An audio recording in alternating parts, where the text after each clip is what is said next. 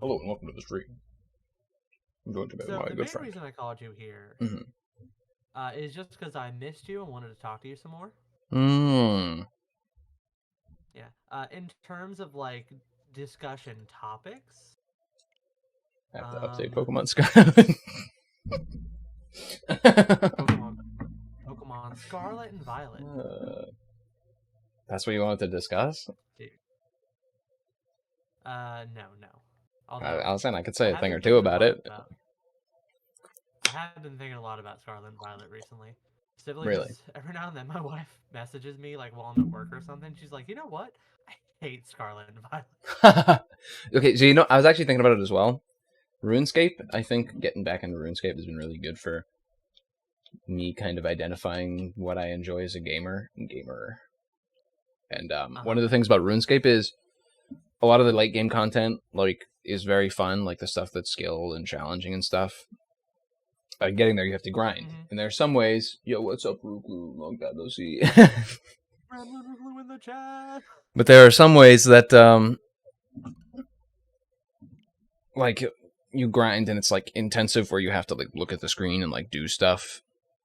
And there are some Mm-hmm. ways where you can just like AFK and chill and just do nothing. And I think that's Mm-hmm. elucidated me to what I like as a gamer because I was thinking about it in relation to Pokemon, where I played so much Pokemon Sword and Shield and like none Pokemon Scarlet Violet. The reason why is because playing Pokemon Scarlet Violet by itself, as like the game itself, was funner than Pokemon Sword and Shield. But Pokemon Sword and Shield had so much good like AFK methods for doing anything in the post game and late game. You could just Mm-hmm. AFK stuff all the time and just like chill and do other stuff on the side. In this game, it's really not that easy to do AFK stuff, man.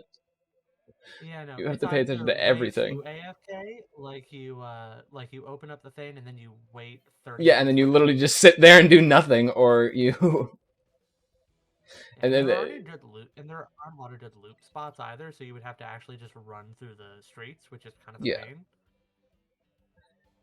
Like I said, I enjoyed the game more than Sword and Shield, a lot more than Sword and Shield, the base game. But I played way more Sword and Shield. Like I played almost 700 hours of Sword and Shield just on post game alone, basically, because Mm-hmm.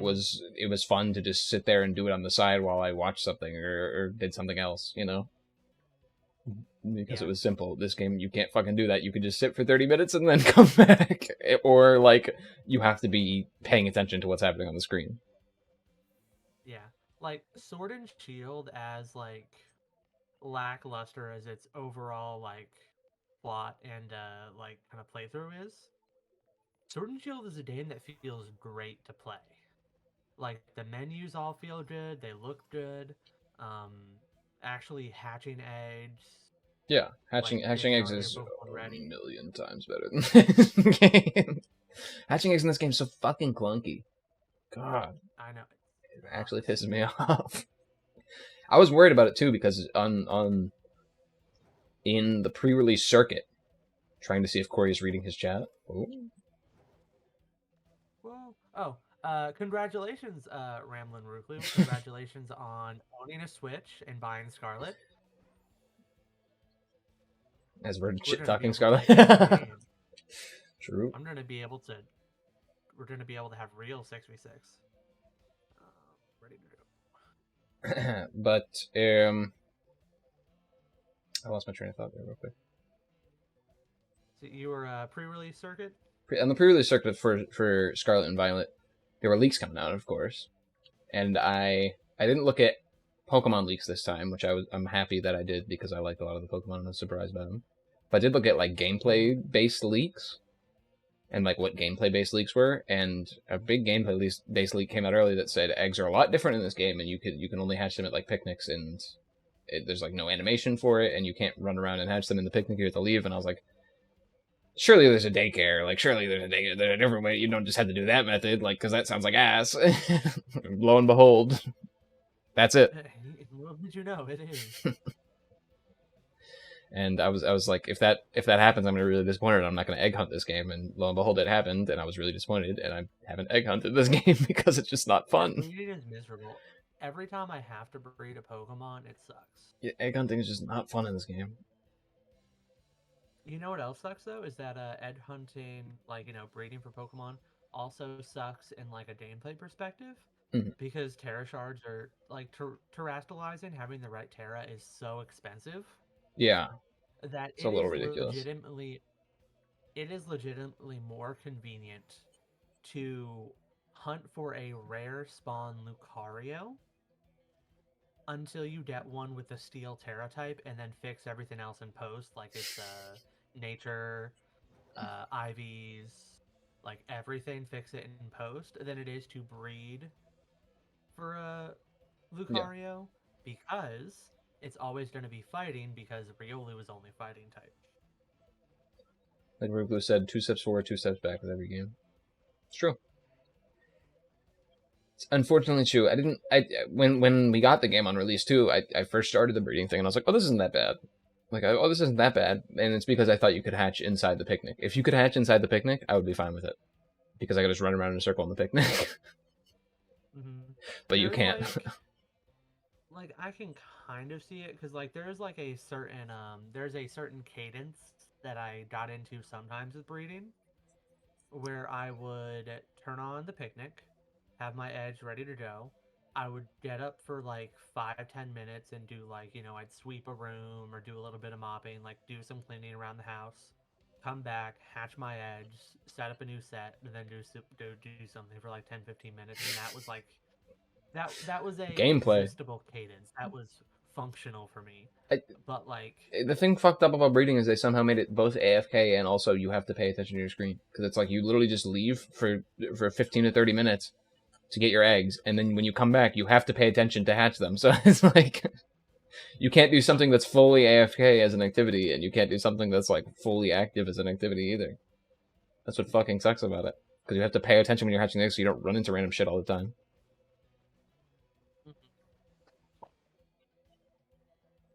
like if they had a like, I think what would have been great is if we had a real daycare, Yes, but then they turned the picnic into like a fully AFK experience. Like, you would get eggs and then they would also get hatched for you, that'd be great. but it If, would just be really slow. yeah, like incredibly slow. Yeah, like 6 per hour. I'd say. Like I'm fine with that. Yeah. It's just very slow, but you don't. You just leave the game on and you go. Yeah, I'd be fine with it. Hmm. Watch some of the daycare be in the Of course, DLC. also I'd be for it. People forget that'd that be Sword and exciting. Shield is only good because of the DLC. Sword and Shield has uh, very good DLCs. Oh my that's gosh. I mean that's most games in the industry. You know, Yeah. games they're often aren't as good on release as they are when DLCs and patches are released. Kingdom Hearts 2, one of my favorite games of all time, kind of not good before Final Mix. So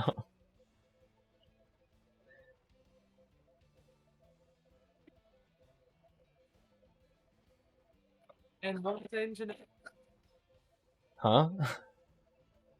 yeah, and so one other thing to note is that Scarlet and Violet's updates so far have been pretty good. They've added some nice features. Performance is a little bit better. I'm not going to say it's a lot better, but it's a little bit better. There's no It might. shot that like that they have to have worked on performance in the time since the game's been out there. Like there's no way they could have seen what was happening and been like, well, that's just how we're leaving it. Oh, this is fun.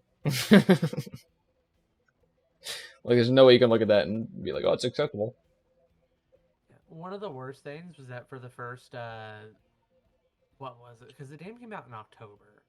Mm-hmm. So the first 4 or 5 months, online battles on the ranked ladder, you could only play them in the back of the school, like, arena. That was the only one that would show up. For casual battles, you would get a variety of arenas, Yeah, but for like online ranked battles, only the one arena. yeah, But then they fixed this in the last update, so now you can nice. go to every arena. And Pokemon don't spawn in the floor anymore. Considering they got spit roasted by the community. Okay, here's the thing though, they don't care. They really do not care about how social media reacts to how bad the game was. Like they could not give a crap. They sold infinitely more than the amount of people on social media would cause them to give a shit. Yeah. but I have faith that they themselves saw that maybe the game's fucking ass. Like, because if you're a developer for this game and you have developer pride and you're enjoying a game, you're releasing your game, you're not gonna be happy when the game releases in that state and be like, I'm attached to this, you know. Mm-hmm.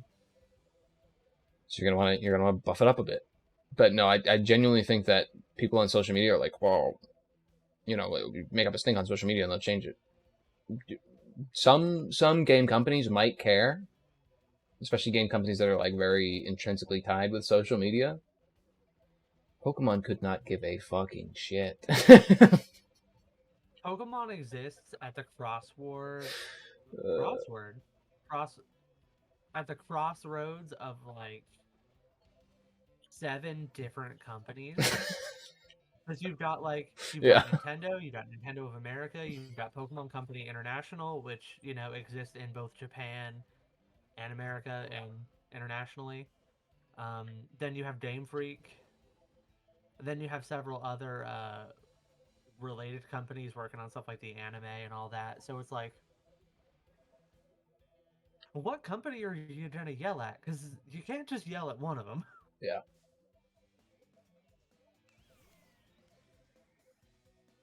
Damn, I thought that was a shiny Bramblin. Shiny Bramblin? Oh, did you see? I found a shiny Glamora while I was EV training the other day. Oh, shiny what? Glamora? Oh, the flower. Yeah. Yeah, that was one of my first shinies too. It actually might have been my first shiny in this game. Is it? It's a good one. Yeah. Hello AJ, how's it going? You're streaming here. So we talked about Pokemon. Maybe not intended, but you know. But you called me here for a reason, apparently. I don't know. Oh, so I heard we just kind of talk about the stuff that we've been reading and watching. I read My Hero, and I'm caught up on My Yeah, Hero, and I hate you now because you have a and I'm different pretty opinion engaged now. on it. It's funny because the moment you like got off, also, Boku no Hero Academia spoilers incoming. I got But off the right. moment that you fell off, I got off right as the final war arc shit started. okay, so it's like right Like right after right as like the final, right as they separated into groups and started fighting. I was like, yeah, fuck this. I'm not. Like I'm like I don't want to go through all these different battles. I just wasn't interested. so it wasn't the okay, so you're actually before the final war arc. So you got Yeah, off right I know some before the shit's happened. I've been keeping up slightly with it. That was in okay. Fortnite. My Hero Macadamia Nut. Shut the fuck up. I hear Home Academia. Okay, Uh, yeah. So right before they did like the raid on like the hideout and the lab at the same time, that was when you got no, I off. did You the went the hideout. entire The time. hideout. No, I did that. I like that arc. I very much like that arc. In fact, Okay. my favorite moment of the whole series is from that arc when Hawks kills twice. That's my favorite moment of the whole series. That's my least favorite. Really, From an emotional angle. From an from an emotional emotional angle, angle, not from a it's writing. just really well written. It's Yeah. like Hawks as a From a writing character angle. like doesn't want to do this but knows he has to and like has to uphold being a hero while also doing a non-heroic thing and like it's such a It well written almost thing does at for the same Hawks and time. also Twice is so well written during it as well. It's like both of those Oh yeah, characters. Twice has like been one of the best characters for the whole thing. Yeah, both those characters together just on screen in that event just were it was so awesome, which is why it's so disappointing that I just right after that my interest in the series just plummeted. Because right after that's when the fucking Midoriya starts going, I'm depressed, I'm gonna start wandering around. And everyone's like, we love Midoriya, we love Midoriya, oh, we love Midoriya. And Midoriya's like, everyone hates me. It's like, it's so annoying.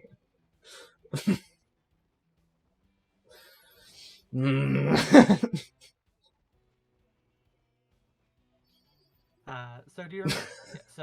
So for me personally, Yeah. right at the very end of because like I was enjoying the whole like Final War arc, a lot of that. I cried for Twice a lot.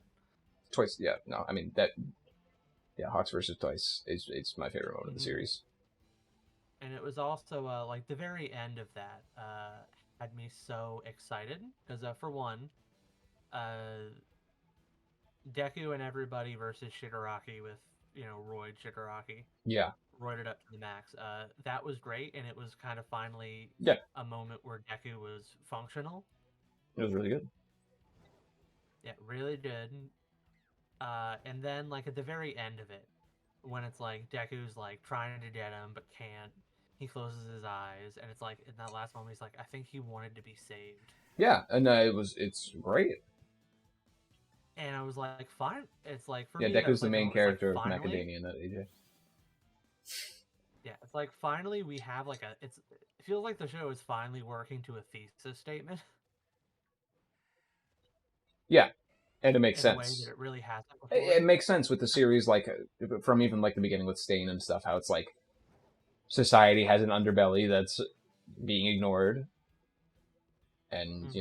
it's becoming an issue, and it makes sense and then like you have this person who has been ignored their whole life and has become a supervillain, and it's like, well, he doesn't want to be the supervillain, down deep down, and the And characters we start have this realizing that. It's really nice.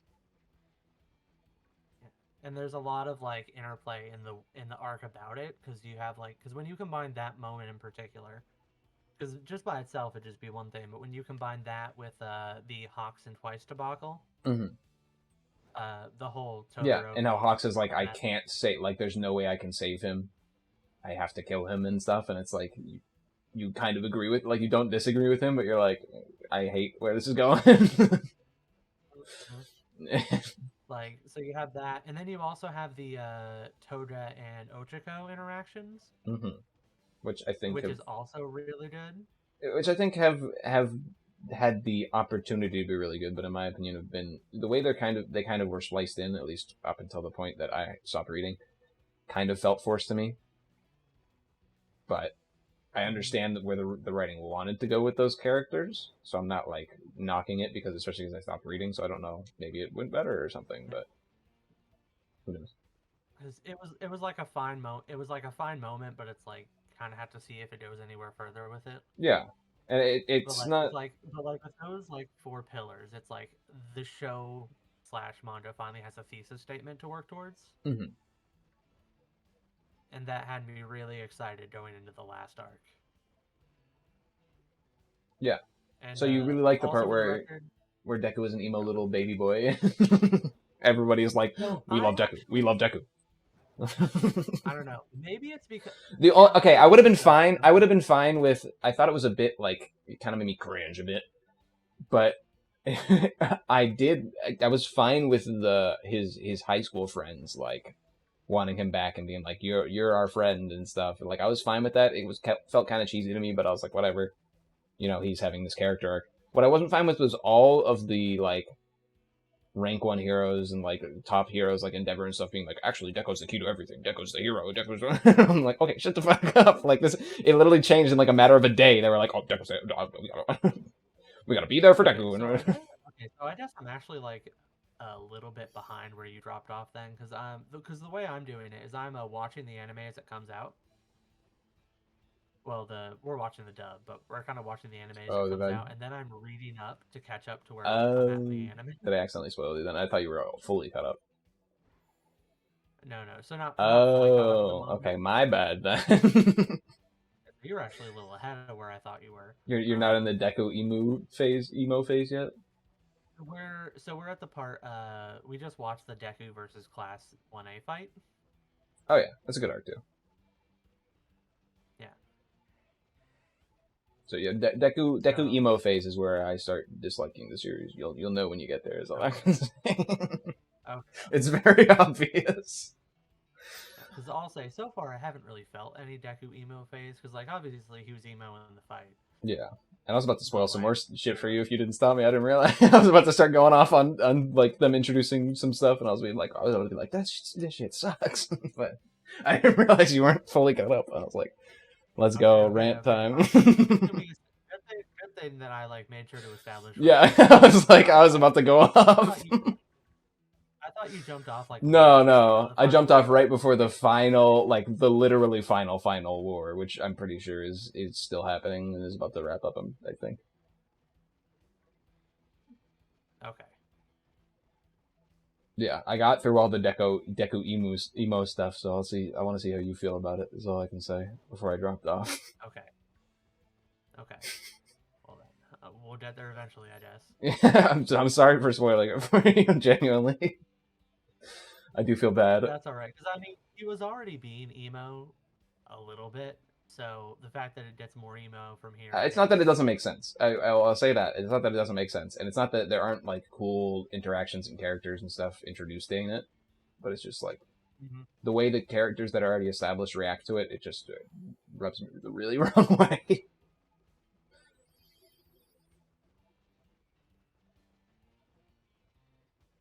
Damn, I'm sad that I spoiled that for you. Then I'm sad that I spoiled that for you. All right, I'll just pretend this conversation. I will say that the manga and anime, very interesting to compare them. Mm-hmm. Because right up until the overhaul arc, the anime is 100% better than the manga in just about every way. Not even as like a Yeah, I'd dig agree. against the manga. I'd agree. Yeah, because the anime is really well But like animated until the overhaul. it's really well animated. All of the it is really good at adding in little flourishes to kind of like improve upon like the source material. 100%. Once we get to the Yeah, overhaul online, arc, still online, you want to use Viz AJ. It has the most like recent stuff from mangas. So if you keep up to date, then you can, like within like a 3 week period, then you can usually just get it for free. But if not, you can pay for it on there. Sorry, AJ's just asking where do you get your mangas from. oh, okay. So continue. What was I saying? We're saying until. Oh yeah. So like, up until the overhaul arc, it's like, yeah, the anime is just strictly a better version of the manga. Yeah, I agree. Then the overhaul arc happens. The overhaul arc, it's not that the anime is worse than the manga, because like it still improves in a lot of areas. But I noticed that once we got to there, it really started going back and forth. Mirio got done so fucking dirty, is all I can say. So dirty. Like, it's not that he didn't get done dirty in the manga, because the well, fact that the difference is in the manga. In the manga, the fight is inconsequential because the point of it is just to have 5 minutes go by, and instead of having like pages and pages of panels, he just had the fight go by, and said like, here's how long Mirio stood out, and like this is how long Mirio survived against this insurmountable opponent, essentially. And that's what it's supposed to be. And it's like, okay, so you're surprised when it says he survived for this long, and you're like, oh, okay, even without without powers and all that stuff, he did all that. So it's like a surprising moment. In the anime, it would have been a lot better if they expanded on it and showed some of that happening, because it's a different medium and it plays the strengths of anime more to actually show the fight. Yeah. And it's like, and it just feels so lazy. Yeah. And like, it does like I do wish that we had actually gotten to see some more of that fight in the manga too. But, Yeah, like, no, I'm in agreement there. The white for it is like it works in a sense. In the manga, it works. But boy, howdy does it. Because you're like Mirio's gonna die. That's your first thought is immediately Mirio's fucking dead here, and then the thing goes, Mirio fought him for the next 5 minutes straight without his powers, and you just come back and Mirio's like taking damage, but he's not dead. He's standing there, and you're like, wow, okay. I'm surprised. Like, it's shocking. The anime would have done better to have just drawn some fighting. Even if it was only like 30 seconds and then they said 5 minutes at the end. Like, pull a JoJo, who cares? Oh, the anime? Also, the anime is still doing him dirty. I know, dude. Mirio gets done the dirtiest in the manga and anime, in my opinion, is all I can say. The anime also made him, like, weird. Like, yeah, like, the delivery of some of his jokes does not come anime made him kind of a weirdo? Seems a little strange. Like, he is kind of a weirdo, like, and that's fine. But Yeah, but you in the know, manga, he's like an affable weirdo. He's like, oh, that Mirio, he says weird things, he does weird things, but he's a little goofball. In the anime, it's like, is he? What the fuck did he just say? Like, what it's did, like did he you just say? really Did he just made say an what I thought he said? extended joke about going on a date with a child. did he just say that? Did we need that? Did we need him bouncing his butt in the bushes, which is a bad joke in the manga too? You see it bouncing in the anime. Like, It just does when something. Mineta says some weird shit about Eri, like, we expect it at this point. Uh-huh. We're like, whatever, dude. Weird writing choice, but okay. When Mirio does it, it's like, Also, come on, man. He's a great character. You're just making him look like a fucking freak. I know. And I love Mirio so much. Oh yeah, but how the anime does him dirty. Have you been watching the anime? No. Okay, All hype for the series, both forms died. So for me, so okay. So the anime, still like it goes back and forth, and it's still consistently going back and forth on which is better. But so during the like the big fight with Shigaraki, right before All for One makes like his final getaway, Mhm. in the manga it just kind of cuts to him like getting away, like people are chasing him, but it just kind of he's getting away. In the anime, it actually shows a couple of characters like running on top of Gigantomachia to try and get him. Yeah. One of those characters is Mirio, and the way All for One stops him is he sent one of his like robo tentacles around one of Gigantomachia's spines where Mirio couldn't see it, and then stabs him in the back for a one-hit knockout.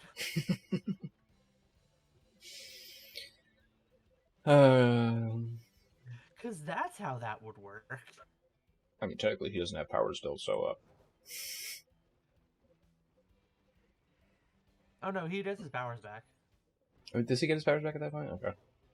During the raid? Yeah. Okay. Because he got him back before the raid started. It just Yeah, I just didn't. didn't know when in It the went to. series it It cut was. to that flashback during that. Yeah. I don't know, there's so much good stuff in the Although series all that I can't, so much like. good stuff. I can't, like, not be like, it's a good series at the baseline. Like, I love. Like, no. Not no, but, like, very few stories write competent redemption stories for people who are just absolutely disgusting bastards, like Mm-hmm. despicable people who are just awful people.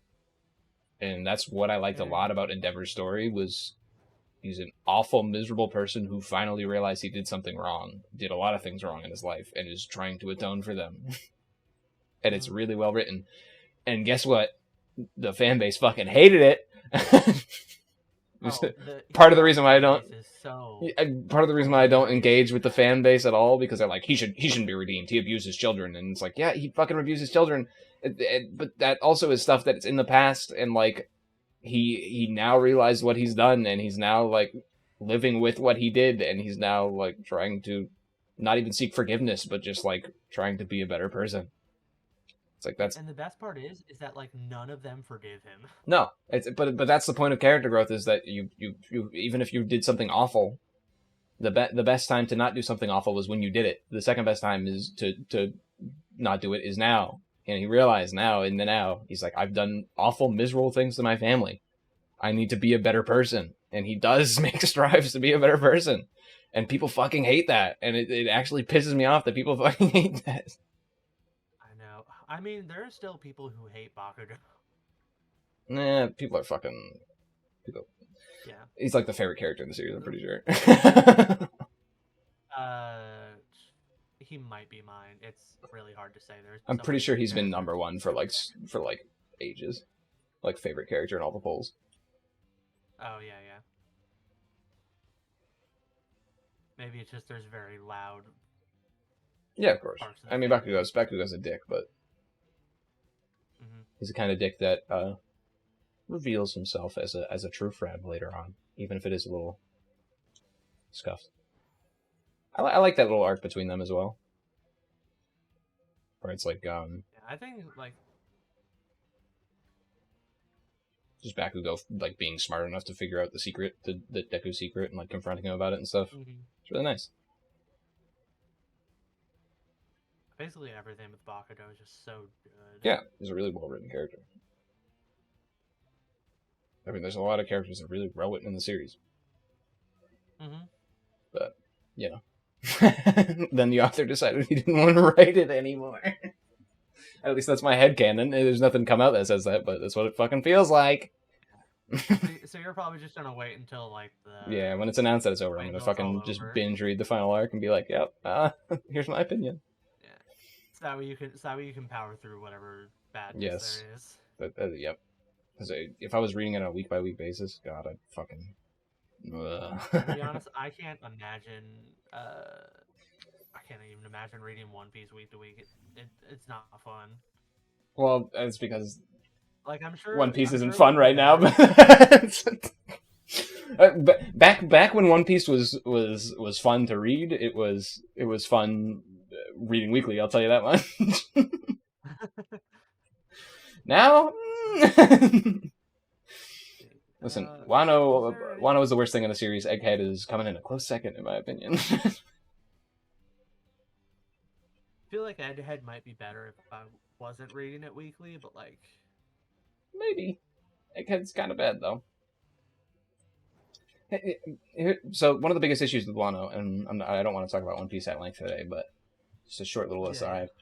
One of the biggest issues with Wano is Oda introduces a lot of characters, and Oda's good at introducing a lot of characters a lot of the time. But in Wano, it like overwhelmed him or something, and half of the characters weren't respected at all, or like given any kind of length to their story or anything like that. Carrot, who's been with us for fucking so many chapters, just got fucking put in a side panel, say, "Hey, go back to zoo. See you later, loser, llama." Like, yeah, like. Fucking characters who died who had relatives who were alive didn't even get a panel of like their relatives grieving and stuff like that. Like Wano was a fucking mess, and it in large part because there were so many characters that had these kind of intersecting story arcs that you could tell Oda couldn't keep up with all of them. This is the first time in the series that he couldn't keep up with the characters. So what does he do in Egghead but introduce fucking 6 Eggheads? And like, Oda, stop yourself! Cut it out! 6? 7, sorry. Oh. It's like, Oda, please. And despite all sharing their memories with each other and sharing the same consciousness, they can still fucking betray each other. Like, it's so stupid. I hate it. Like, Egghead's really bad. I'm really not a fan of Egghead so far. Bonnie's gotten done dirty. She's basically just fucking masturbatory material. Like all the characters just feel fucking disrespected. Luffy can't just fucking one-shot all the Seraphims. He's literally like one of the most powerful fucking characters in the universe now, and he can't fucking just like beat these fucking robot kids. It makes no fucking like. I have so many issues. Just annoying. It's just annoying. I agree with you. I had some more points about Hiroaka. Did you read the most recent chapter that came out today, by the way? Of One Piece. No, I did not read today's. We finally get to see Shanks versus Kid. We do? It's pretty epic. Exciting. Yeah, no, it's great. You should read it. Like right now. Okay. Read along. I had a couple other points about Hiroaka. I'm trying to remember what they were, though. Oh, I didn't mean to like take us out of the Hiroaka conversation necessarily. I don't even want to talk about One Piece at length today if you don't want to. So yeah. It was just a kind of an aside about the recent kind of issues with One Piece. Oh, that's a cute picture of Luffy. One Piece the one where he's watering the lion, yeah. Yeah. No, One Piece is a great series. Here's what I'll say. Even at the end, if I end up hating One Piece, Pre time skip, One Piece is probably one of my favorite written pieces of media. Post time skip, there's still some really good stuff in there, and a lot of it I like a lot. Even if One Piece ends up devolving into like a final war dog shit, just like absolute garbage, I'll still like it a lot, and I'll still have enjoyed my time with the series. You'll still be glad it was here. Yeah, at the end of the day, you know. Mm-hmm. So My Hero, do you had more opinions about that? Yeah. So the anime does some really interesting things. Because where was the last part of the anime that you watched? Was it the overhaul season with a gentle criminal afterwards? Yes, Okay. I believe so. So the anime completely flips the order for season 5 where in the manga it goes class 1A versus class B, that like whole that like arc. Mm-hmm. And then it goes My Villain Academia. Oh, they did My Villain first. Well, no, My Villain happens first in the manga. Oh, I thought you said the opposite order. So it You're goes saying that so the there's the anime class did it 1A. opposite order. Yeah, so the anime Okay, okay, changes the gotcha, order. So the manga, gotcha. it's class 1A versus B, or it's the versus class B arc. Then it's My Villain. Then it's the Endeavor Agency arc. But the anime switches it to where it's the Endeavor Agency arc and then My Villain. Huh? Don't know why. That is My guess strange. it's because the climax of My Villain works better as a climax for a Yeah, season of a TV that makes show. sense. Although there is some nice stuff about it that I think it does to the watch experience. Because it also what is it? So it also makes the start of like the raid arc. It also makes the start of that arc feel a bit more. It makes the progress of Deku and like the downtime between arcs. It makes that feel a bit more substantial since instead of seeing it's like okay Deku at the end of this arc, and then you smash cut to him like using 45% pretty regularly. Mm-hmm. Instead of it being that way, you instead start out at you have like a whole arcs break in between that. So it makes that feel a little bit better in my opinion. Yeah,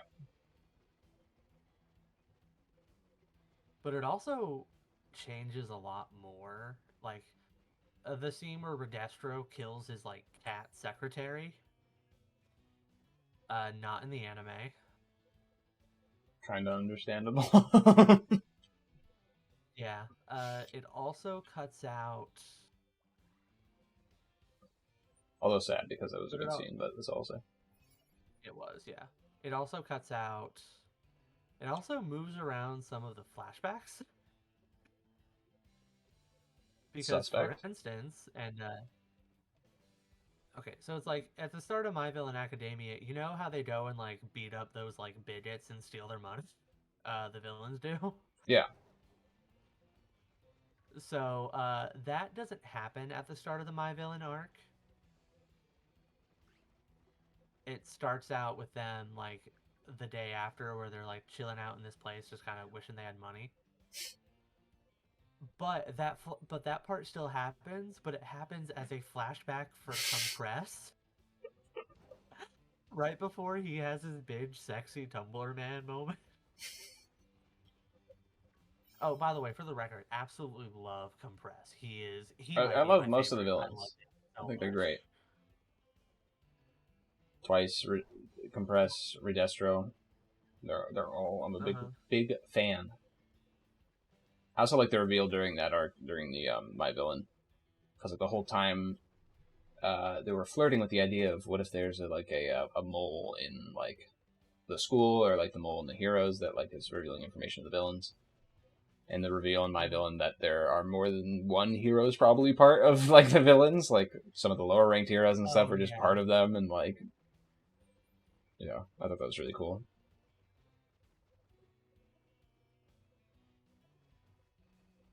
And then we eventually do get the that was so.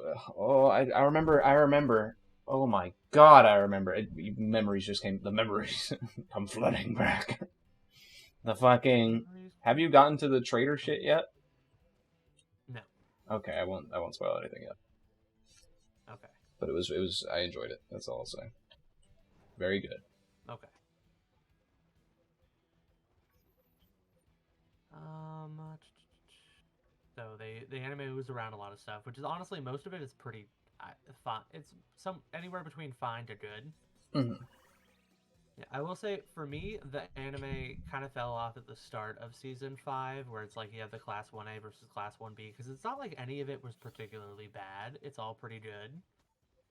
But like something about going from like a chill out school arc to another chilled out school arc was just kind of exhausting. Like it took the pace out a lot. Yeah. True. And I understand that they needed it to set up that arc in retrospect feels like it's like, okay, I need to set up like 20 quirks for this like arc that's coming here in a couple Yeah. arcs. So The one B hasn't let's really been lay some groundwork. established much, except like 4 or 5 characters, I think. From it, so. Yeah. And I like a lot of what happens in there, but it's just like starting that arc was just such a slog because that's when I fell off the anime and had to come back later. But it's like I love like the shadow guy and how he has a crush on the mushroom girl. So adorable. So cute. I love them. Yeah, I like the one B characters. I wish we'd see more of them, but that's not the writing style is going for. Yeah. Yeah. Also, one thing I also noticed is that the anime made like all of the females characters have bigger boobs. Yep. Yeah, you've never seen So One I'm Piece like, anime clips, have you? I have, and I try to not think about Talking about egregious shit. I'm uh, like, no, and I was kind of thinking whenever I was reading the manga and I was thinking about that. I'm like, no wonder Hiroaka was getting so much flack when I was like paying attention to the fandom for hating or for not respecting women I mean, between because of the way the anime did it. But also now that I've read so much of it, I'm like, really? well, it doesn't help that the author's a perv, but Yeah, but like, who isn't? You know? like Momo's such an interesting character, and then she just wears like a fucking skin tight suit with fucking massive cleavage, and it's like, okay, dude, like, I know. chill. The version with the cape is a lot better, at least. Also, so like, I'll explain. Oh, she has to take stuff from her skin, so she needs a lot of skin showing. Like, yeah, okay, Kojima, we get it. Quiet needs to have her skin showing because she needs to breathe through her skin. We get it. Fucking freaks. Just say you're perverted. If Mirio can have clothes that can permeate with him, Momo can have Yeah. clothes that she No, can make. I mean Stuff it's through. literally 100% because Mirio when it's first shown off and he was in his school clothes, he got naked and it was like, what the fuck? That's weird. And then he's like, oh yeah, don't worry, my hero uniform can permeate with me. Okay, yeah, makes no sense in real life, but whatever. So we can have something for her that doesn't make sense in real life. She doesn't have to have massive fucking cleavage. However, besides like Momo and Mineta, I think it actually handles its female characters pretty well. I mean, here's what I'll say: almost all the female characters are in skin tights. Not to say that a lot of the male characters aren't, but usually they have like pieces of armor adorning them as well. Yeah. That's like the females, like sometimes they get big gauntlets or big boots. Okay, we get it. Superheroes, superheroes and leotards, we get it. I'm not complaining about it really, but there are some egregious examples. And there are of course some that like they fit, like Midnight. Okay, appropriate. She's a fucking weirdo. We got it. Like, it's appropriate. She shouldn't be teaching kids, but that's beside the point. Well, she isn't teaching them anymore.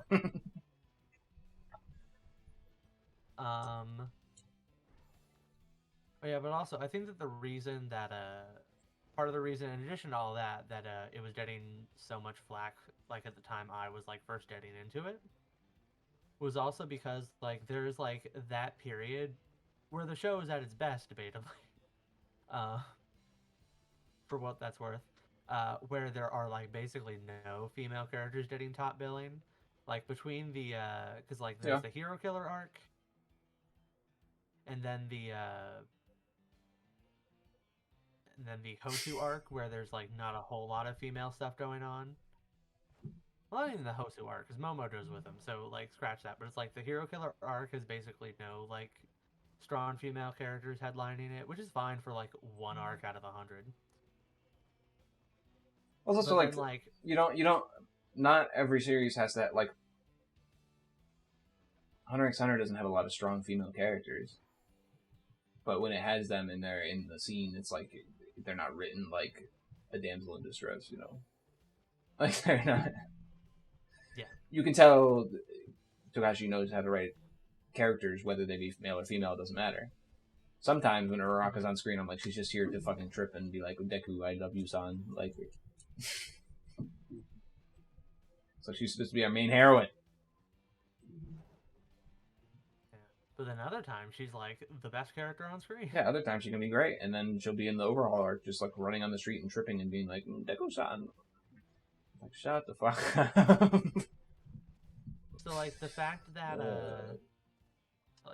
the overhaul arc and the what's it called, the licensing exam arc, the fact that basically all the female stuff is like cordoned off into its separate corner, like really The feels girls get off. it done. The only female, I don't think about it, the only like female only thing I liked was probably like Sue's like solo thing. Oh, the filler episode? Yeah. Which wasn't even in the manga. Yeah. It was just a filler episode. Yeah. But it was nice. It talked about her family a little bit. It was nice. Everyone was excited for a filler episode. It was back when like we were exploring the characters and stuff. Mm-hmm.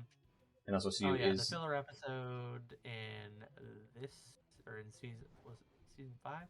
Yeah, the filler episode in season 5, garbage. Also Sue is the best female character in the show, is all I'll say. So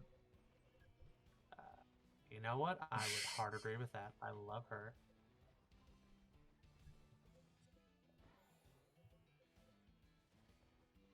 Man, I hate Hiroaka, but I love Hiroaka. Yeah. Why do we say that about so many things that we like?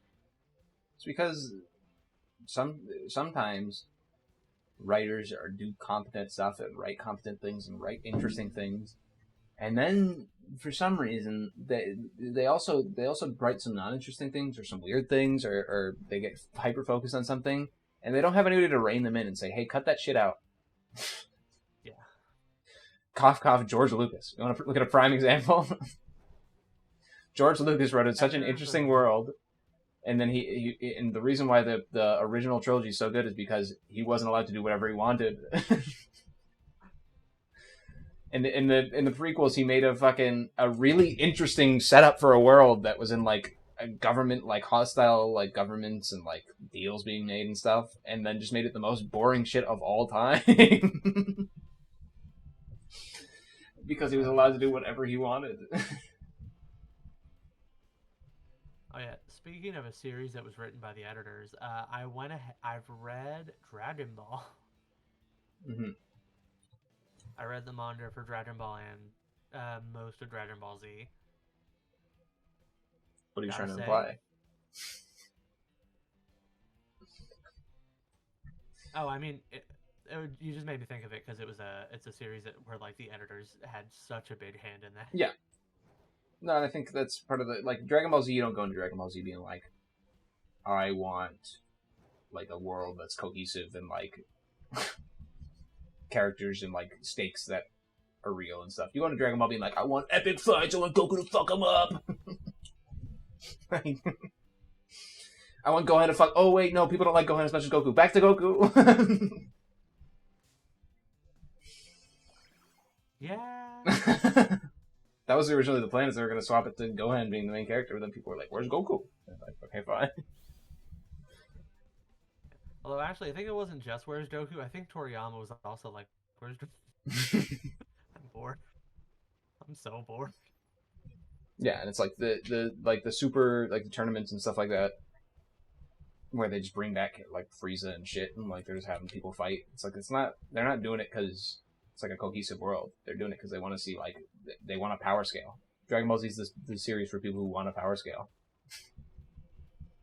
Look, how strong Really is is. this character? Power scaling is Mr. so Satan bad. versus Child Goku. Who wins? Well, that depends on which child Goku we're talking about.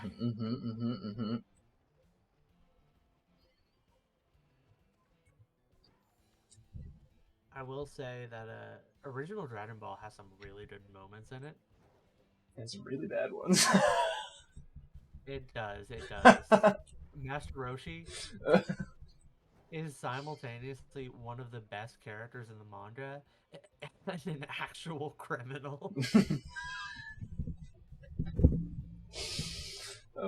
It's true. Also, you can tell this manga got translated a long time ago because, Yeah. just say there's a bit of a One Punch Man webcomic situation going on. Well, speaking of, hey, that's what I wanted to talk about today. One Punch Man. Have you been keeping up? Wait, is there more webcomic or with the? Oh yeah, No, with the manga. manga. Yeah. Yes. Have you read the Yes. most recent one? Yes, I have. It was the one where Sonic shows up, right? Nope. New one dropped. Did another? And it's very good. It's like real good. It's like primo shit. That's all I'll say about that one. Okay, 179 is the last one I read. Yeah. They have a new one. That's very good. Okay. Okay, I guess it just takes a little bit longer for Shonen Jump to drop it.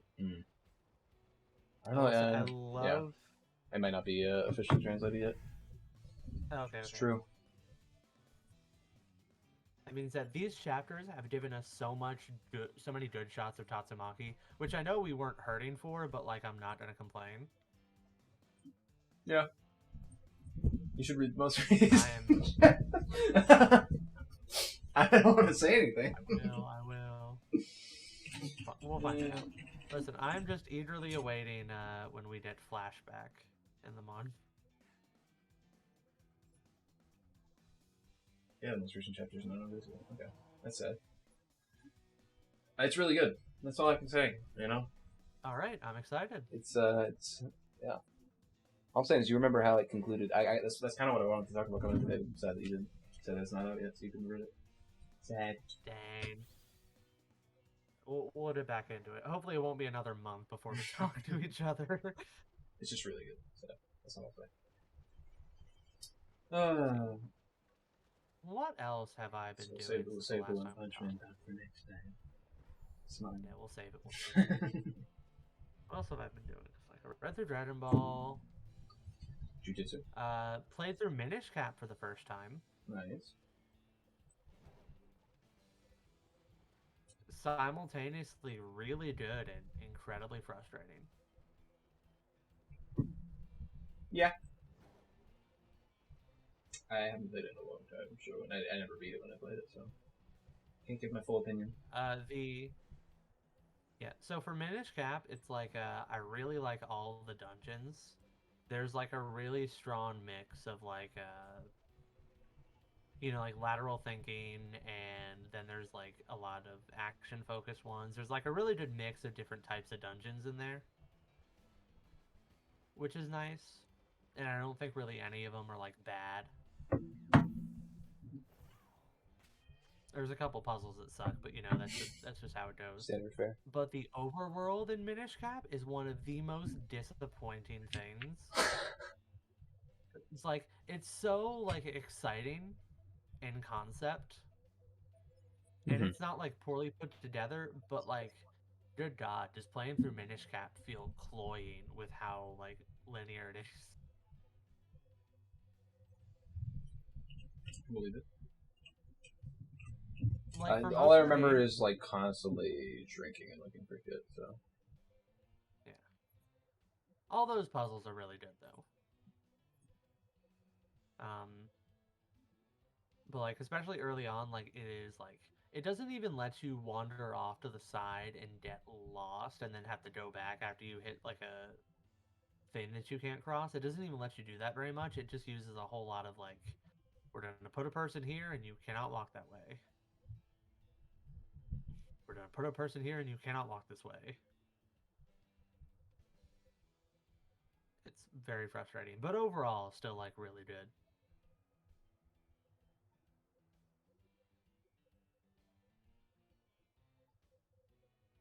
Let's see. Is there anything else I've been playing? Let's see. Oh, we finished the recent seasons of Iruma-kun and Nagatoro.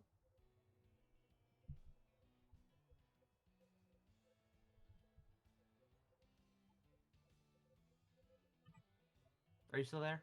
Yeah. Okay. Yeah, so we finished the recent seasons of Iruma-kun and Nagatoro, both of which were fan-freaking-tastic. Even if Haven't seen them, so. Nagatoro causes me physical pain to watch. We've been watching a lot of rom-coms, as you can tell. We watched Tomo-chan Is Not a Girl, too. There's nothing wrong with liking rom-coms.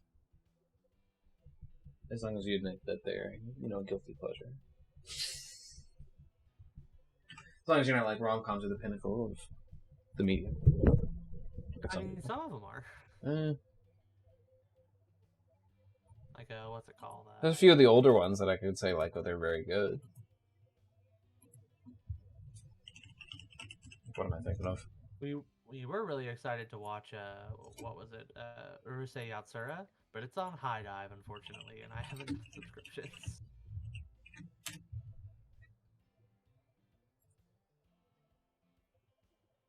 Oh, that's a classic. I haven't seen that one, but yeah, I know about it. Yeah, the reboot looks so good, but too cheap for High Dive. This guy still hasn't touched you. Still haven't touched you. Oy vey. Yeah, I was planning to read the manga.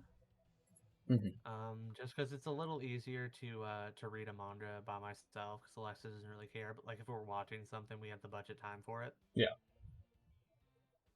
But so the Yu Yu Hakusho volumes are on the Shonen Jump app, but the volumes aren't free. You have to pay for those, even if you have the subscription. Okay. For whatever reason, the Yu Yu Hakusho chapters aren't on there. Okay. Which is really stupid.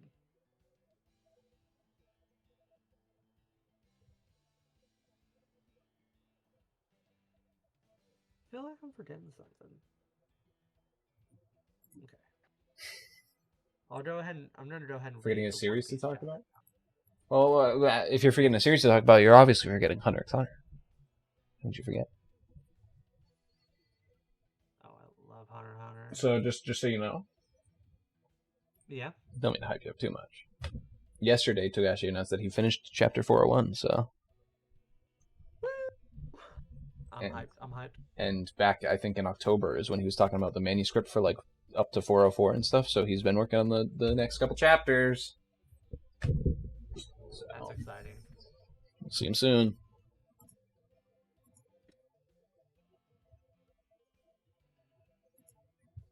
I'm so excited. I love Don. He's such a sweet boy. All right.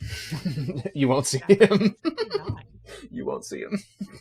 He thinks he's going to see him. He thinks God's still relevant to the series. Sometimes I forget. He thinks he's still relevant. We're honestly probably about to rewatch it soon. I mean, yeah, pretty good. Sometimes I'll like get in the mental and I'll just like start rewatching like parts of arcs. Like not even the full arcs. I'll be like, I want to see the specific part from Chimera. Let's watch it. It's like that was satisfying. It's just good. It's just good. It's just good.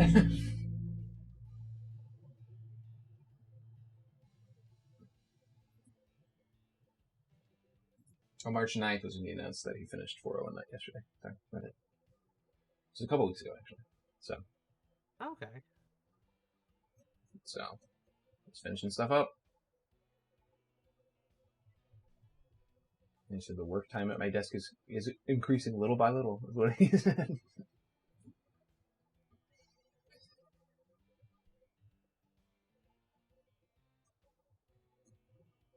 I'm just excited. My favorite series is gonna be dead. Anyway, hey, did you are you caught up with Jujutsu? Nope. I'm still waiting on the anime. Oh, you haven't read any more of it? No, Dang, I have self-control for now. really? Yes, really. Yeah, show you something.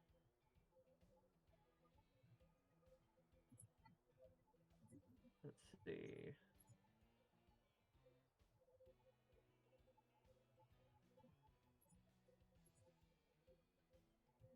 Oh, I love Shanks. He's looking a little weird in these chapters.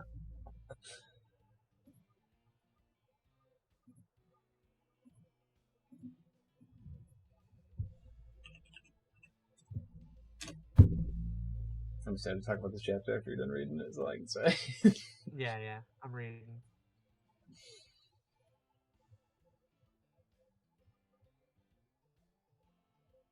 Alrighty, I love you. Not yet. Let's predict for One Piece. I have to turn my phone on to auto rotate.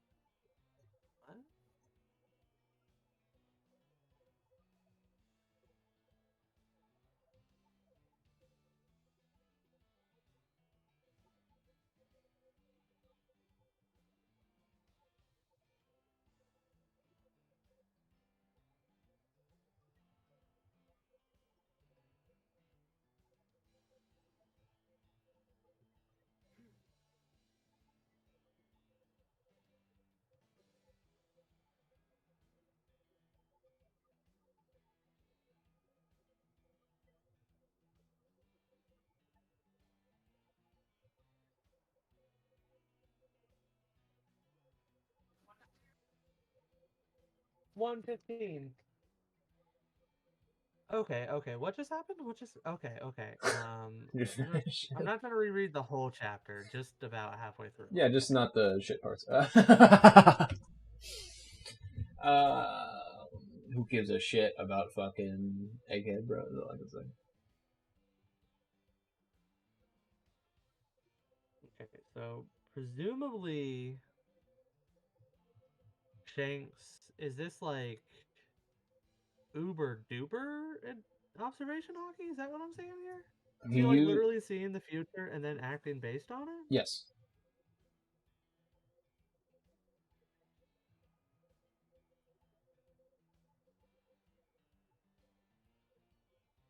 And then with pres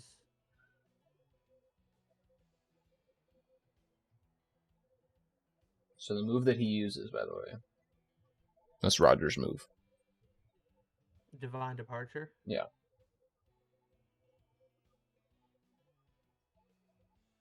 Okay, was that established as Roger's move at some point earlier? Yeah, earlier in the series, and we've never seen Shanks use a move, so it's like the first time. Yeah.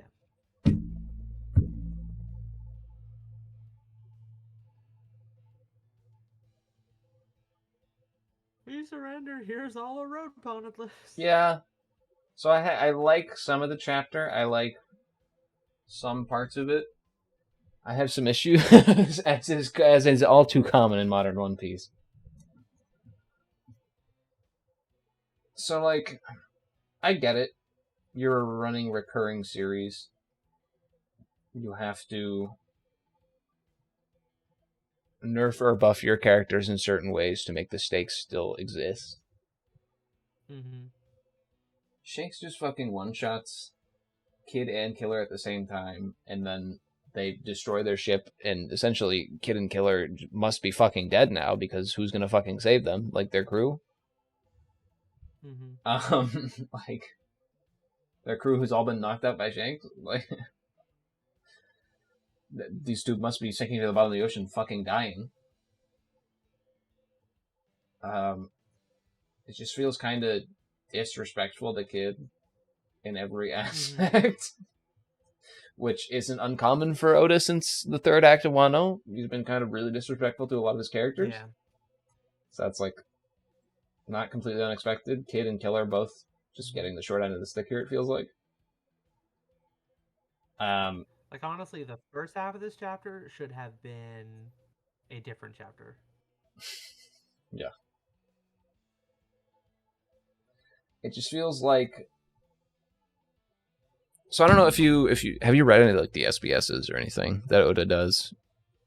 Yeah, I usually read them when I get to them. I don't know if I remember all of them. Okay, well when the recent chapters you're probably not going to see them anymore because you're like caught up, unless you like get really far behind. But he posts SBSs for when they get published as like a volume, so you're not going to see them anymore if you're just reading the most recent chapters. In one of the most recent SBSs that was happening right as like the end of one I was getting published, somebody asked the question to him, and this relates to Killer and Kid and stuff, as we'll see here in a second. They asked him, why did everyone leave Wano with Smile uncured? Shouldn't Chopper and Law like be trying to cure this issue? Like, doesn't this seem like something that people aren't like? It's like akin to like a disease in the mind of people, and it's like, well, it's a little different. Smile edits your DNA at the base level and stuff like that. So there's arguments that could be made that they can't do anything about it, and here's where I have issue with it, and it's an example of Chopper being disrespected extremely. So Chopper wants to cure every disease in the known world and like make it so that like he has a cure for every disease and like could fix every disease. Chopper, there's no fucking chance in hell that man would see the Smile fruit as like something that he would just ignore. Old Chopper, I should say. Because like it's something that's completely negatively impacting everyone's lives who took it. Like it affects the DNA, yeah, but this is also a fantasy story about fantasy powers. Yeah. Also, Law can literally cut people open and like rearrange their insides and shit. There's no shot in hell that I don't believe he could write Law and Chopper like fixing this issue. But he doesn't. Yeah, they definitely could, especially if they did it together. Like, and in the SBS, yeah, but in the SBS, what he says. Let me see if I can pull up the quote. Let me see if I can pull up the quote because it actually made me like angry at Oda.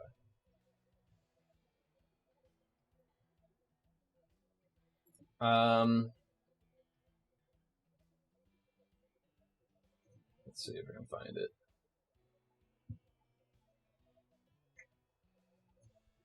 Sorry.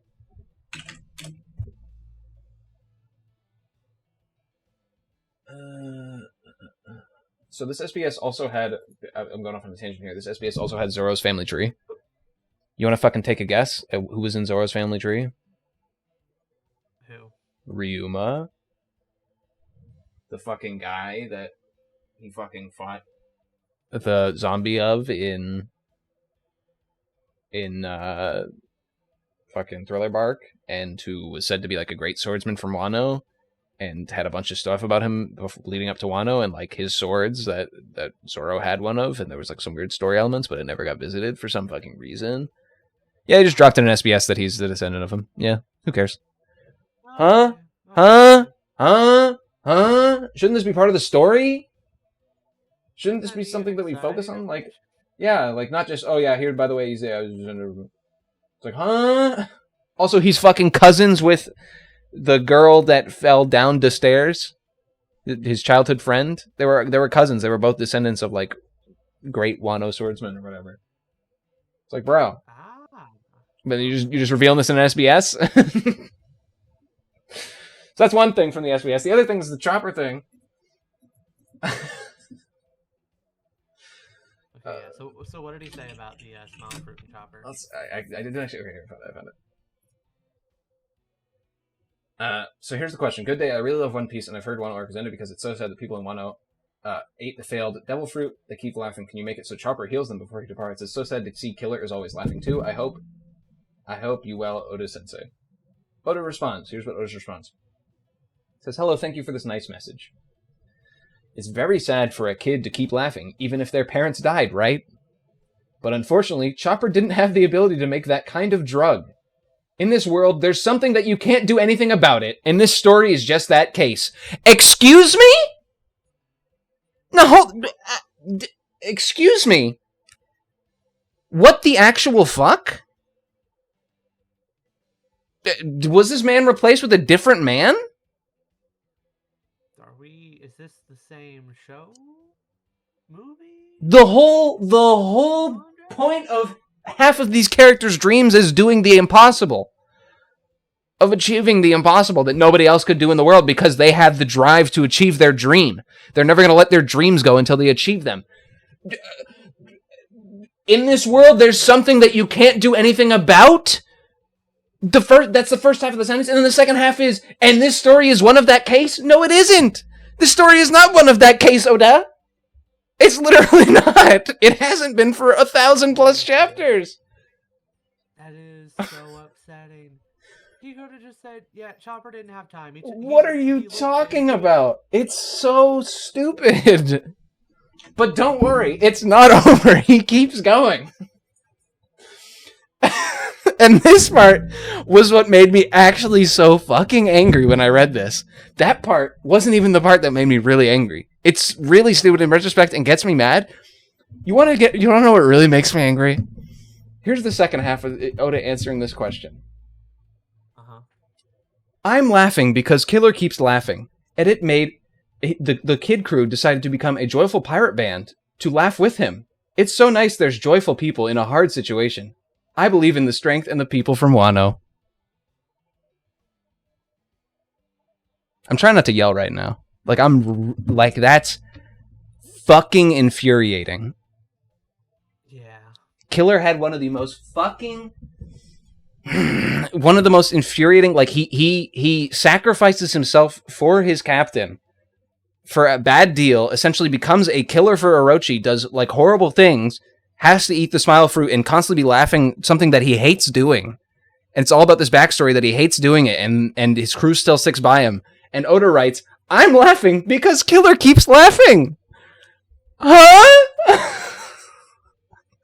I'm going to fucking kill Oda! I want to kill him now! I don't know who replaced Oda. I'm laughing because Killer keeps laughing? What? I can't believe he wrote that down. I genuinely can't believe that was him. That could not have been him. It could not have been him that wrote this. Somebody else had to have fucking wrote this. He had to have been ghostwritten for this SBS. I don't fucking believe it. I genuinely don't. It's so fucking insane. The Chopper thing is one thing, where I think he's been replaced by a doppelganger. Whatever. The Killer thing actively pisses me the fuck off. Yeah. You wrote this character. You wrote this character with his tragic story. And then you're saying, I'm laughing. I'm laughing at my character I wrote, who has a tragic story because he's laughing, so we're all happy here. Hee hee. What the fuck? That's so fucked up. It really is. I can't believe it. It's I still reading it again. I can't fucking believe that he wrote that. I genuinely can't believe that he wrote that. And why? It's there's no reason to say that. It's insanity. It's fucking pure insanity.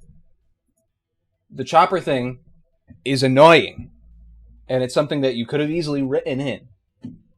The Killer thing is something that you might think of in your head, but you don't admit to anyone that you don't admit this to anyone. Maybe you are a freak, Oda, and you're laughing because Killer's permanently laughing in his life, even though he doesn't fucking want to. You don't fucking admit that to everyone else. That's fucked up.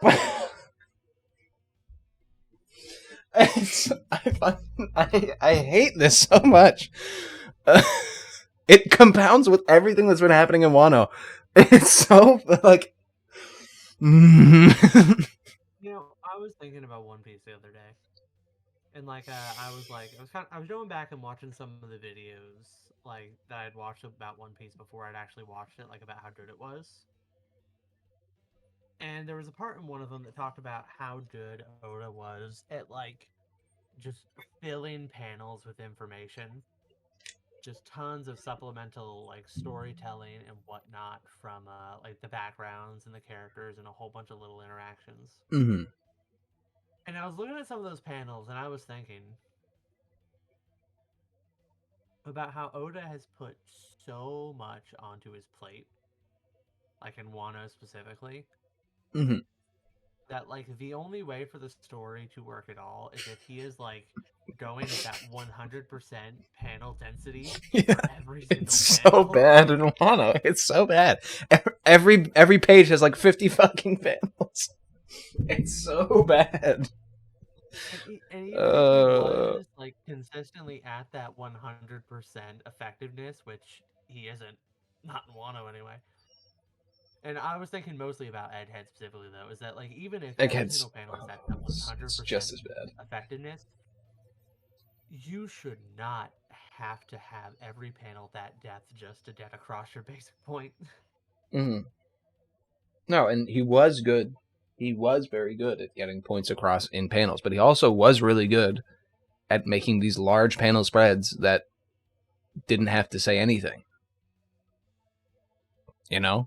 And that hasn't happened. Yeah, that hasn't happened in a while. They're a double page spread, sure, but they're surrounded by like 24 reaction panels and people going like, "What was that?" Do you remember when Monosuke had to conjure clouds for we're just in hate Wano territory right now. You remember when Monosuke Monosuke I don't even know if that's how his name's Mononosuke. Momonosuke. We'll just say yeah, that. Odin's son. You remember when he had to conjure clouds to keep up the fortress, or else it would fall on the innocent people of Wano? He had to conjure the clouds, and for like, I want to say maybe like 10 to 12 chapters straight, it was just Yamato standing there going, "You can conjure clouds, you can conjure clouds, you can conjure clouds. I can't do it, I can't do it, I can't do it." Multiple times each chapter, where it just went back to them for like a page and was just that. Do you remember that?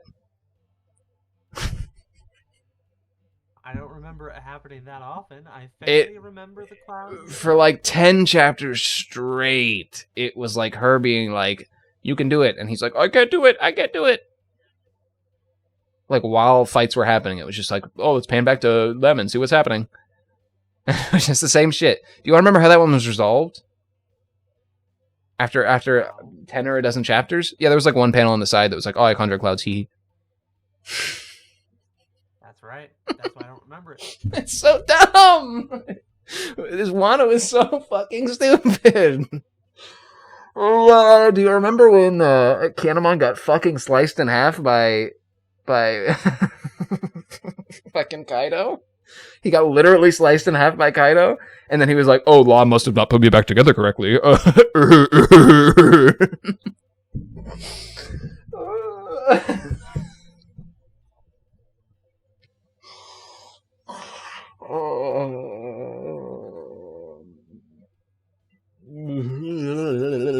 Remember when Izo died and his brother who lived in Wano and hadn't seen him for years, and they hadn't had like a genuine interaction since he came back?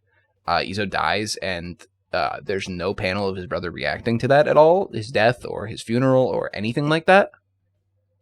Mm-hmm. Do you remember when Carrot was with the crew for like multiple arcs?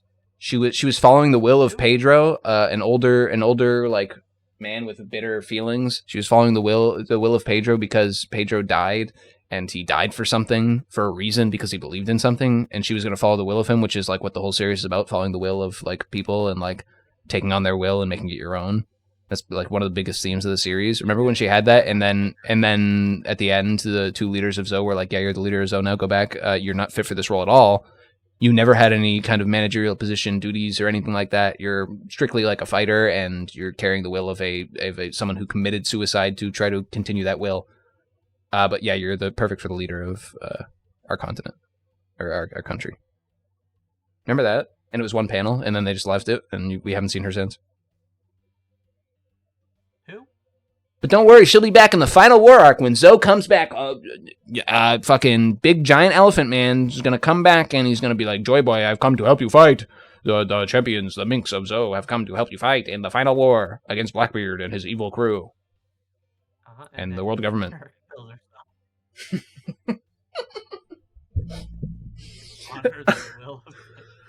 Carrot sees Pero Sparrow and fucking kills herself to kill him. Because that's what she perceived his will being, that he wanted to kill Pero Sparrow. Remember how Pero Sparrow was such a fucking badass in that arc? And he survived a fucking explosion, and like he was a well-written villain. He looked goofy, but he was well-written. Yeah, like all of Whole Cake, pretty much. Yeah, and then every time we've seen him since, he's been a fucking slapstick character. Yep. He shows up to Wano to fucking die.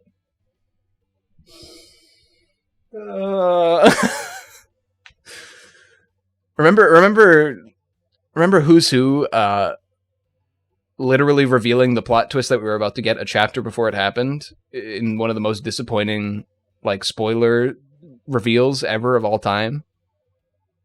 Him just revealing a spoiler the chapter before it was about to be revealed by Oda anyway. Remember that? No, I don't. What was that? Joy Boy. We literally never heard anything about Joy Boy in like the whole series. Like very rarely, like some hints here and there, and then Who's Who just goes like, "He's Joy Boy, he's Joy Boy, he's Joy Boy, he's Joy Boy," and the next chapter, he's Joy Boy. It's like, what? Remember that?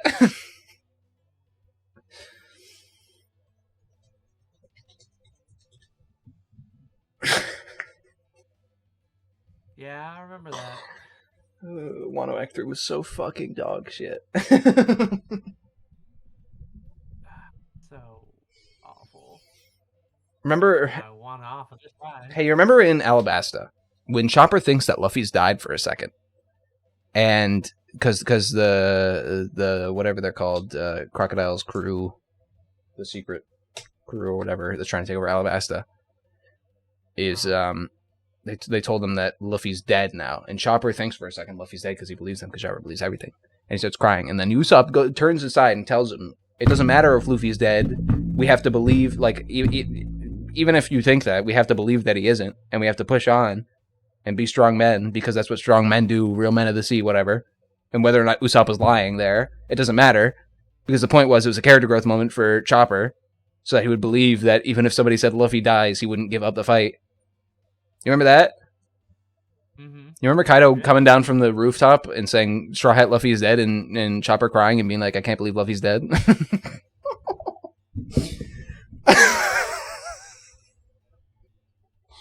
And Nami doing the same thing after she had a similar experience. Okay, so What a well-written arc. you know how certain properties have issues, like where there's like multiple writers.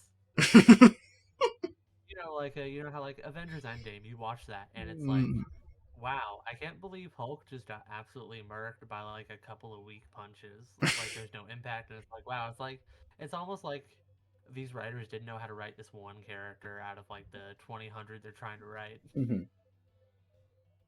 But it kind of makes sense, because it's like a writer who's taking over for like characters that are being written by like dozens of different people. Mm-hmm. I would just have that problem all by himself.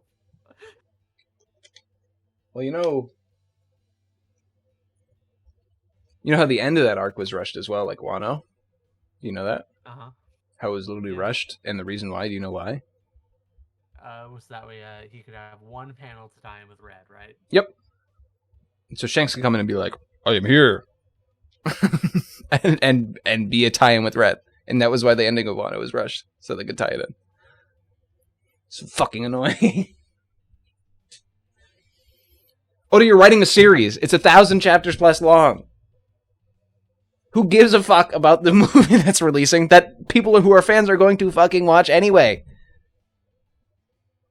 Write the story like you would write it. You remember when Togashi came back from a fucking months-long hiatus? And he didn't make the first chapter back, a chapter about Gon and Killua, and them being like, hee, we're so happy being in Hunter x Hunter land. He just continued the story where it left off. Exactly where it left off. Right down to the minutia of the most unimportant thing cosmically to Hunter x Hunter. And because of that, everyone's favorite character became Heinrich for the next fucking 10 chapters.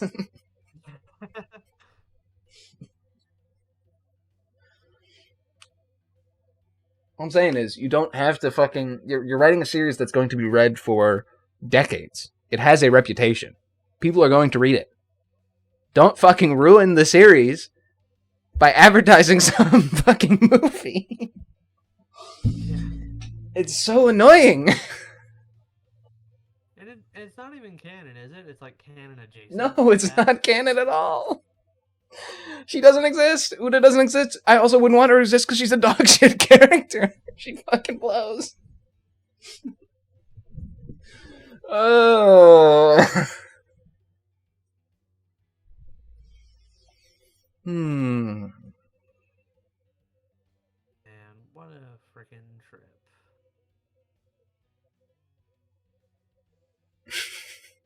Do you remember when this was the nail in the coffin for Wano for me as well. Do you remember at the end of Wano, and they were wrapping Wano up, wrapping up the storylines, and they said, what is the name of Orochi's last name? I don't remember. Let's see, Orochi One Piece. Kurozumi Orochi. Hey, do you remember? You know Kurozumi it's a pun on charcoal. So you know what'd be really funny? Mm-hmm. It'd be really funny if we had the last line of our arc say, we should genocide this whole family in fire because it's a pun on charcoal. It would be really funny to completely undermine the themes of our story so far, to make a fucking pun. And have one of our main good characters essentially say it to a crowd of children, to essentially be like, haha, Kurozumis were born to burn. Get it? Because their name's charcoal, and it's a parallel to when Odin was born to boil, because he was like an Odin noodle. Isn't it funny? We're condemning a whole family to genocide. It's the whole thing that led to this situation.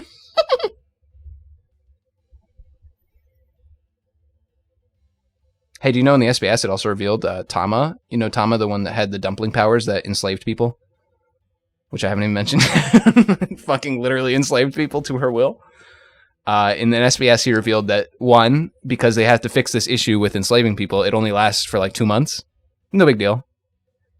Enslave for 2 months as long as she doesn't put another dumpling in your mouth. Because he realized it was an issue after writing it. Also, she's a Kurozumi.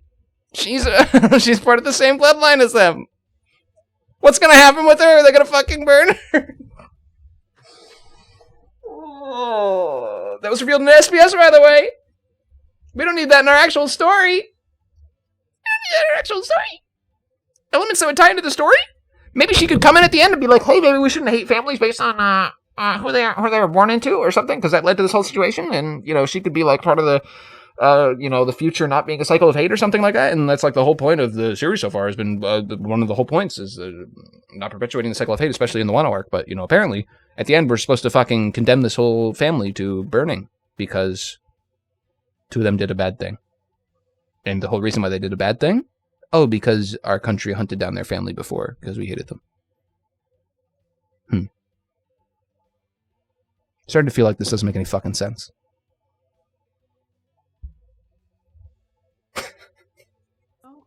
I'm inclined to agree with you. I went off a So bit you there, asked but me the Wano Act 3 is so fucking awful. The fights are fucking boring. The fucking ass pulls are fucking boring. The writing is fucking awful, atrocious for so many of the characters just get fucking disrespected. And it's not even that this was all of Wano. Act 1 and 2 were great. They were great setups. Act 1 and 2 of Wano were really good. It had our characters doing interesting things. And then Act 3 just throws it all in the fucking trash. mm-hmm. It's like... Just down the drain. And now all of our main characters, instead of being scrappy upstarts that came from nowhere, they're all chosen ones. Suddenly, this has happened. You know, I was thinking about this the other day. It would be fine if Luffy, Luffy being the son of, of Vice Admiral, who's actually like one of the strongest people in the Navy, and the leader of the revolution against the world government. It wouldn't be like that. That's fine by itself. But then you keep compounding things on and on. So the Willa D, it's like, okay, that's fine. It's like a mysterious thing, whatever. He's, Ace's blood brother and Ace's Roger's son. Okay.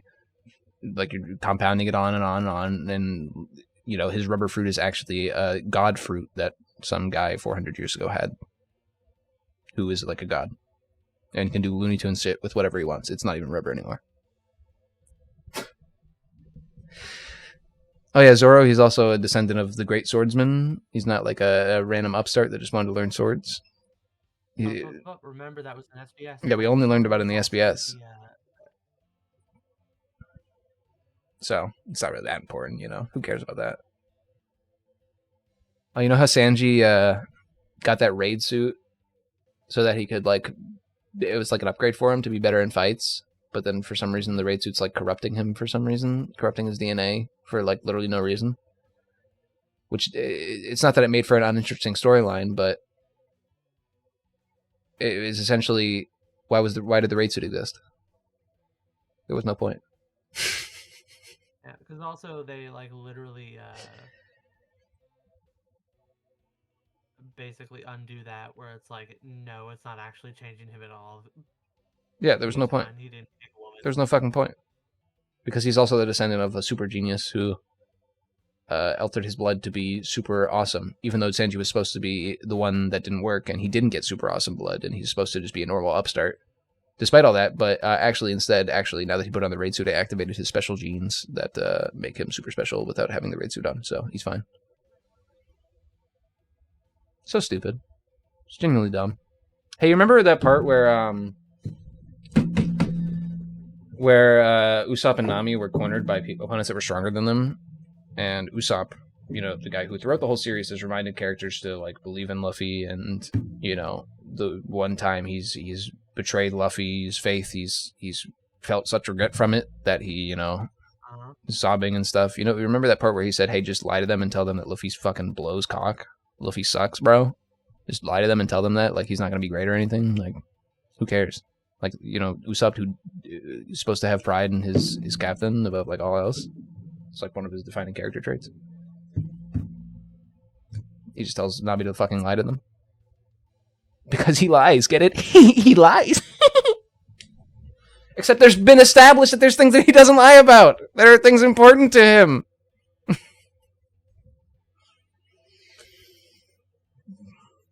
But in Oda's mind, the gag triumphs all, so it doesn't fucking matter. That's why Kurozumi was meant to burn is a fucking thing at the end of this fucking arc. Because the joke trumps the actual meaning of the sentence.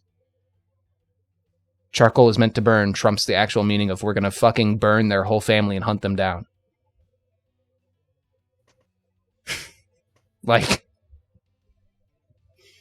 It's fucking stupid. Remember in Skypiea where the defining gag was that Enaru's whole power is thunder, but Luffy's rubber, so he can't shock him. Yeah. And that was a plot relevant gag. Yep.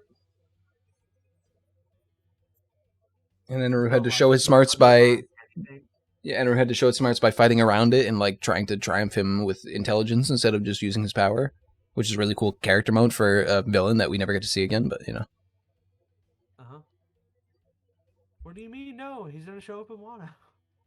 he's gonna show up in the final war arc. Here comes Enru joining Blackbeard's side. He's gonna fight Luffy one more time. He's realized Luffy's not made of rubber this time, so he's gonna actually be able to hit him.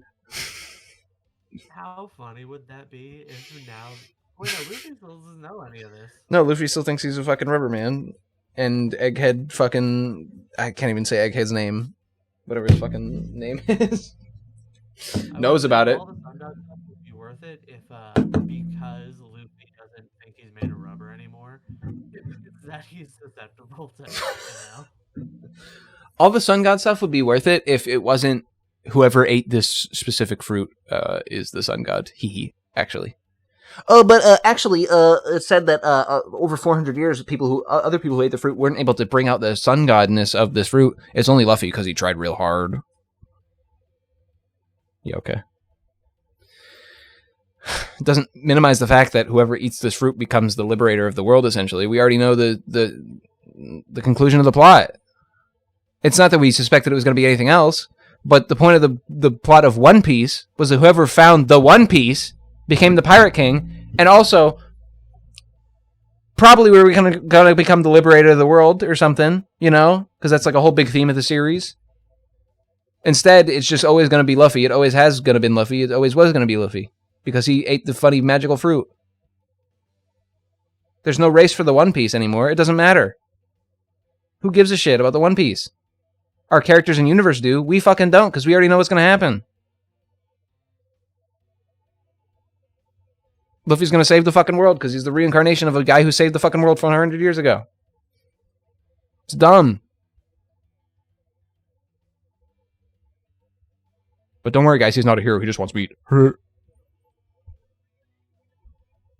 He's not going to share his meat, even though it can stretch.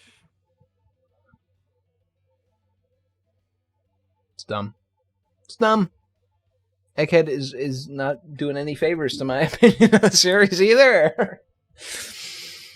I hate the fucking 6 faces of Vegapunk, bro. I hate it. I really do. It's fucking stupid. Explain to me. I like an Egghead? Hmm? I'm trying to think if there's anything I like in Egghead.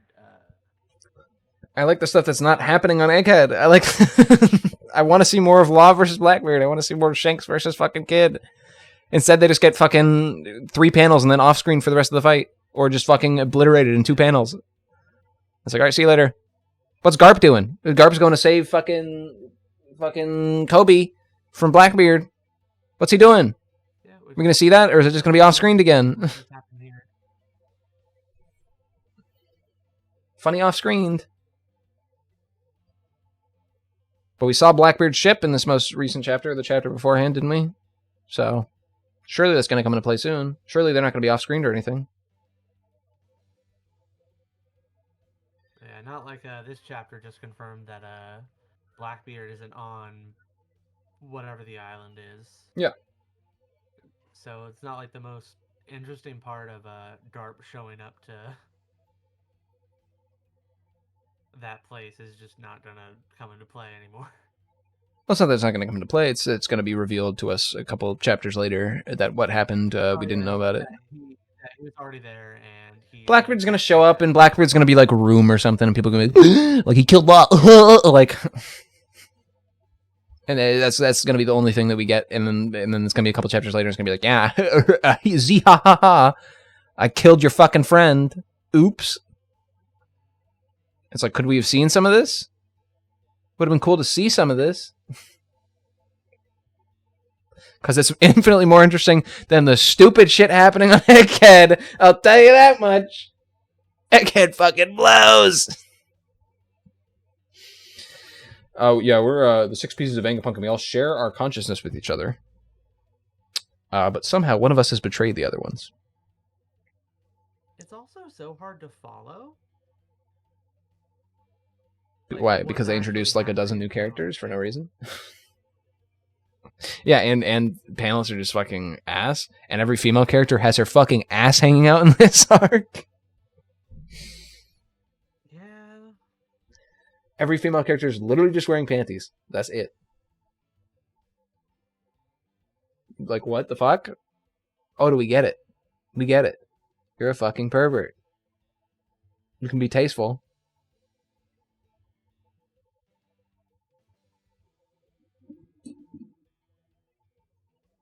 I don't know, man. Vegapunk has been such like a tease for the whole series, and let me get introduced to him. And I liked his design. I like his goofy design, his big fucking head. Yeah. So funny. I don't like the fucking 6 fucking faces of Vegapunk that we got going on here. Fucking Daft Punk and all this shit. Get them out of here. Mm-hmm. They don't need to be here. Oh, but guess what? Whatever they're called, with Lucci and fucking, what is his face, Giraffe Boy, and Lady who's totally not, Kaku, and Lady who's not gonna betray them in 2 seconds have showed up. Oh yeah. Oh, that lady who, Kaku, hey, that lady who betrayed them. Oh, she's actually like a clone or something of a character from the Zebek crew. You know, someone that like people from the Zebek crew would know. You know, we actually have seen her before in the series. Actually, you know, now that I think about it, she was in Whole Cake. She was at Whole Cake Island at the wedding. She was invited to the wedding. Big Mom invited some government people, and she was one of them there. And Big Mom saw her there. A person from that crew that she was on at the same time. The person that she would recognize. Nothing? Oh. Nothing at all. Anyway, it is time for me to call it now. I'm pissed off that they're teaming up with fucking Lucci and Kaku too. It fucking angers me so much. Who wrote this shit? Who wrote this shit? So upsetting. Who wrote this shit? The funniest thing possible would have been for Lucci and Kaku to suggest that. Yes. And then them just be like, no, we're fine. Yes. It would have been a great gag. It would have been hilarious.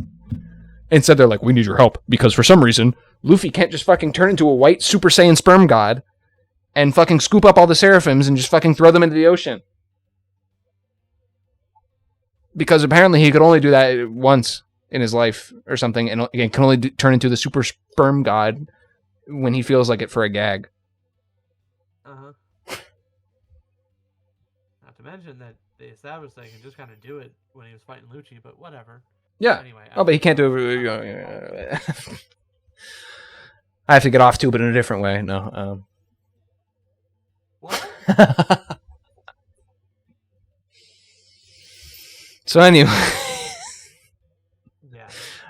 I said I didn't want to talk about One Piece today, and we did. And look where it led us.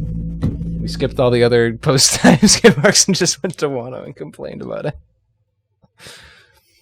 We here's a capstone to this little thing because Cory has to leave. We don't say this out of hate. Might sound hateful. Might sound angry. Don't say this out of hate. It is a little hateful. It's a bit hateful because but there's just as much love, baby. Because we love the series so much. It's the same reason why we talk shit about Kingdom Hearts all the time. Fucking love the series. Kingdom Hearts 2 is one of my favorite games all the time. The story's absolute dog shit. We should one of these days. Yeah, we should. Do we? Like, I already know what the lore is. It's not good. Like there hasn't been much since fucking Unreal Fictional Worlds or whatever the fuck they're called. Oh, what a terrible game. There's been like Xehanort lore dropped, and that's it, really. No. He's a misunderstood hero, guys. He's misunderstood. Forget the fact that he essentially committed genocide and is literally the Hitler of the universe, of the in-universe version of Hitler. He's just misunderstood. He just wanted to protect the world from the darkness. Guys, he really is just misunderstood.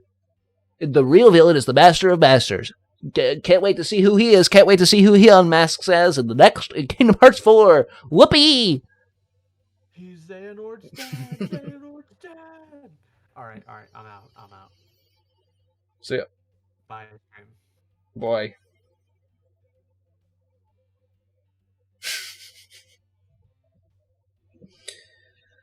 Well, that was fun. I had a good time. It was nice to vent my anger, especially after what happened this weekend, but I'm not talking about that right now. We'll have to do another one of these sometime soon. I do want to talk about One Punch Man because, unlike most series that we've been reading, it's actually pretty good. Most series that we both read. It did have a little bit of a hiccup, in my opinion, in Monster Association with the time travel shit, but by and large, it hasn't taken away from the character writing, and the most recent chapters are still very good with that. I've seen some strange things that I'll talk about at length. Me and Cory talk about it a bit more, but some people in the fan base for a long time, since the Monster Association arc, have been complaining about the differences between the manga and the webcomic, which is the original kind of thing. And I do agree, I like the webcomic version of the Monster Association arc better, but here's the thing, okay? Here's the skinny. It sucks that we didn't get to see some of those fights like updated into better art from Murata and stuff like that. The webcomic story still exists. It's still right over there. You can still read it. They didn't take it down because the new one's out. It's still there. You can still read it. You can still go through it. You can still theorize from it. You can still do everything. It's still there. The manga existing doesn't change that. And the manga is still good. It has a different approach to the characters than the webcomic does. They're completely different characters, pretty much. Doesn't mean that you can't enjoy both.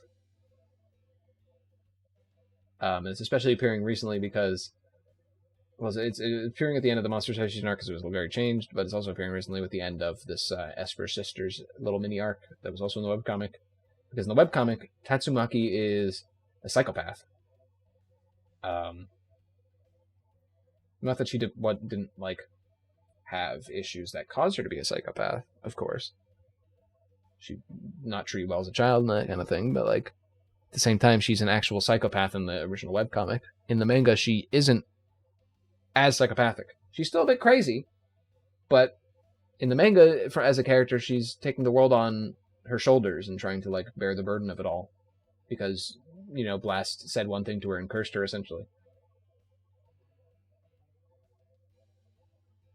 Made her feel like she had to, be the only person who could stand up to everything else. And to me, I really like the webcomic version of Tats. I really like it. I cannot disagree. I'm a big fan of it. The manga version is also really good. It's not bad just because it's different. And also, the end of that fight isn't bad because it's different. Because Tatsumaki not slinging angrily, you're an asshole at him. Instead, she's like actually respecting him. And it's not bad, especially because I'm looking forward to actually seeing how the series goes from here. I love the Amai Mask arc and the Neo Heroes arc. I love them both. They're great. And I'm excited for whatever arc comes next, because it seems like Neo Heroes is kind of over in the webcomic with the last chapter, and we're about to lead into something new. Or Neo Heroes or we just finished the first half of Neo Heroes, who knows? But the fact of the matter is the manga is going to be different. It doesn't remove the webcomic from being there. The webcomic still is really great. And I like the Monster Association better in the webcomic. Doesn't mean the manga is not there. I went off on a bit of a tirade here, as you can see. The manga's great. I'm looking forward to new chapters every day. Every time it comes out, I'm reading them. Reading the raws, reading the translations, reading the official releases, because it's that good. That's how much I enjoy reading One Punch Man right now.